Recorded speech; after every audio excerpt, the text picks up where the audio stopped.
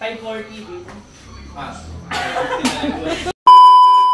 Hi! What's up mga ka-Ekomoto? At may problema nga ako kasi ang problema natin, may kukunin akong CB650R which is, ang presyo niya is 550,000. Eh, ang brand new nun, di ba, 519 lang?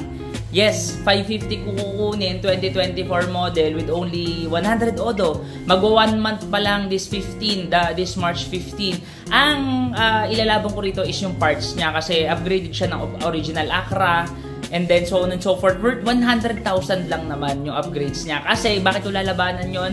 Tignan nyo yung mga units ko, paubos na yan.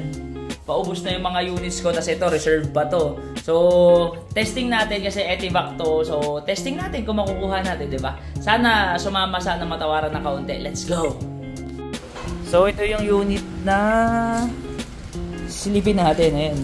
Kinis pa, good as brand new. Pagkakita ko nga sa unit, wala na akong masabi kundi grabe. Brand new nga yung unit, tapos worth 110 of upgrades pa siya. Ayan nga yung mga tinuturo-turo ko. Ayan o, talagang grabe with resibo yan. At ang malupit dito, 100 odo lang. Kaya tingnan nyo naman, ingat na ingat si Ekomoto maglabas. Kasi kapag na-drop ko yan, automatic sold na nga ang unit. Tamang test drive lang tayo para naman na-feel natin yung unit. Tingnan nyo, napakasarap ng soundcheck niyan.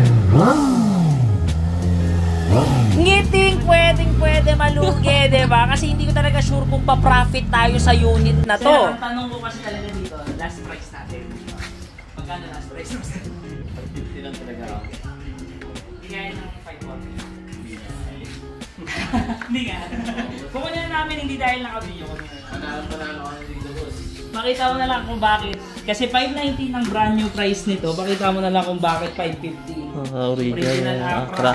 Naka-Ibotek. Worth ano? Sir, magkano upgrades pa? Tutok mo, sir. Pakita mo, sir.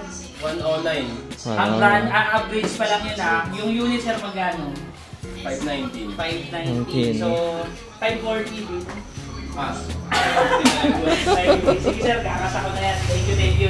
Babayaran na lang kami ni Bossing. Kung nakita nyo nga talagang ayaw na pababaan nila Bossing kahit 1,000, 2,000, sagad na sagara na lang talaga yun sa 550. Okay kaya yun? Okay. Malaman natin. Let's go!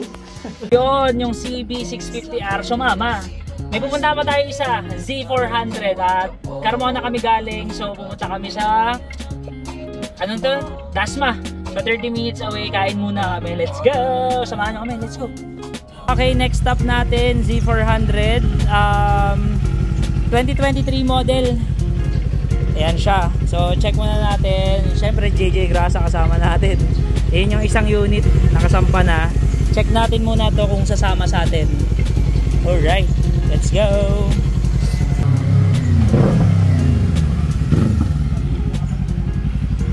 Ayan nga, may nag-aaway pa nga. Ako po, madadamay pa ata kami rito. Si Sir kasi. Napaaway pa kami rito. Babarilin daw, pre. Takbo na tayo. Ayun, babarilin daw, pre. Ayun tayo na. Kapag nakabarilan talaga rito, JJ ah.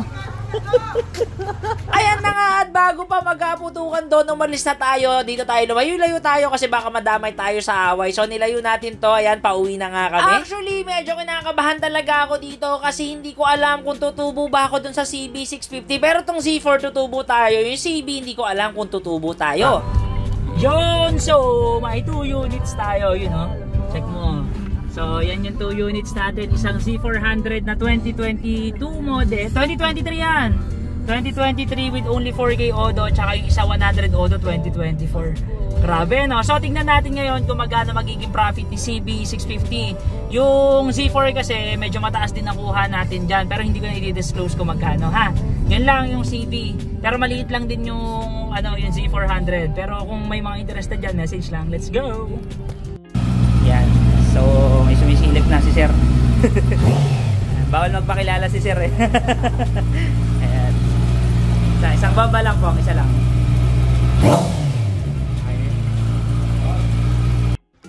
So, ayun, nakita nyo nga sobrang pawis ko. At eto, may good news.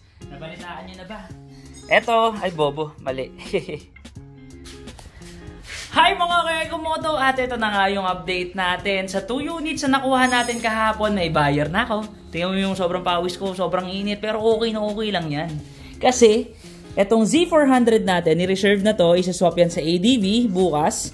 And then, ito may nag-reserve no. Ito yung all new natin na as in 100 odo lang.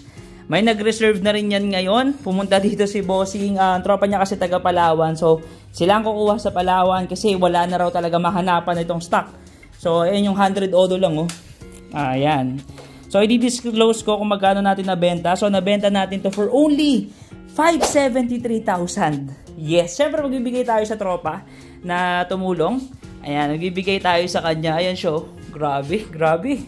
So, worth it ba? Worth it ba? 23,000. Pero okay na, di ba? Small profit. Pero hindi naman laging ganun. Hindi laging mababa, hindi laging mataas. So, ito mga sakto units lang.